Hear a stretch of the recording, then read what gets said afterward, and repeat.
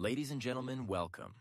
Today, we are about to hear a special message delivered by Ms. Lara Lomboy, a cybersecurity specialist and also a dedicated civic advocate. Due to her busy schedule and prior commitments, Ms. Lara is unable to attend today's event in person. However, she has prepared a recorded speech that speaks to the importance of making informed decisions, particularly in the context of voting wisely.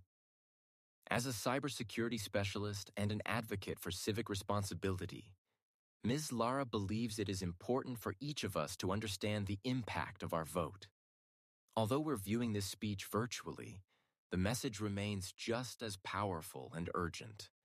Now let us turn our attention to the recorded message from Ms. Lara. Good day, everyone. I am Lara Lomboy, and I apologize for not being able to attend today's event in person. Due to a hectic schedule, I'm delivering this message virtually, but I'm really honored to speak with you today. So, let me now share with you my thoughts on why voting is essential or important for all of us as citizens. Vote with purpose. Did you know that in the last midterm elections, 81.65% of Filipino voters went out to vote, na siyang pinakamataas na voter turnout sa kasaysayan. This shows that Filipinos care about their voices. But voting alone is not enough. Ang tunay na hamon ay ang pagpili ng leader na hindi naglilingkod sa trono ng pribilehyo, kundi sa taong bayan.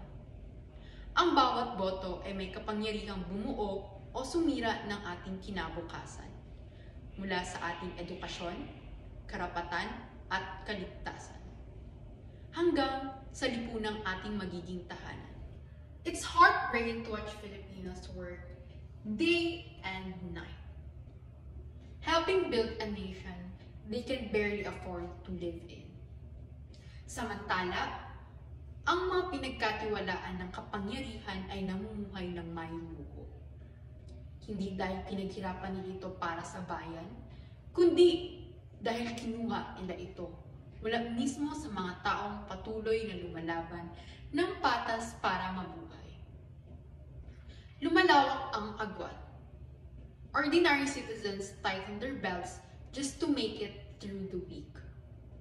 Habang ang ilan sa mga nasa posisyon ay nagpapakasasa sa pribilehiyong binayaran ng buwis ng mga taong ni pang-araw-araw na pangangailangan ay hirap abutin. They eat well, travel well, and sleep well. Habang ang bayang nagbibigay buhay sa kanila ay nananatiling gutom. Hindi lamang sa pagkain, kundi sa katarungan at tunay na paglilingkod. And in the end, it is the Filipino people who pay twice. First, with their hard work. Second, with their silence, if they chose not to vote wisely. Gayunpaman, marami pa ring Pilipino ang umaasa sa pagbabago. A recent survey shows that around 70% of voters prefer candidates who fight corruption. This means our people want honesty. Pero hindi sapat ang pagnanais. Kailangan bantayan natin ang ating boto. Kailangan natin usisain ang ating mga pinipili. At huwag hayaang pera, kasikatan, o pantasya ng pangalan ang pumalit sa tunay na karunungan.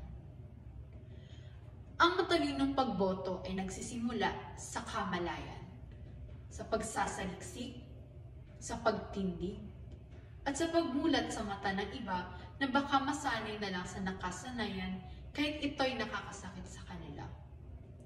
Our duty does not end after shading a name on the ballot. It begins there. We must continue to watch, question, and hold our leaders accountable. Let me end with a reminder from Edmund Burke. The only thing necessary for the term of evil is for good men to do nothing. If we ignore our duty, we allow the wrong leaders to rise. Voting wisely is more than a right. It is a duty to our nation. And, as Jose Rizal said, ang kabataan ng pag-asa ng bayan. If we are truly the hope of our nation, then we must act like it. Let us choose leaders with honesty, integrity, and genuine concern for the people. Our vote is not just a mark on paper. It is our voice, our power, and our future. When we vote for what is right, we are not only choosing leaders, we are shaping the Philippines we deserve.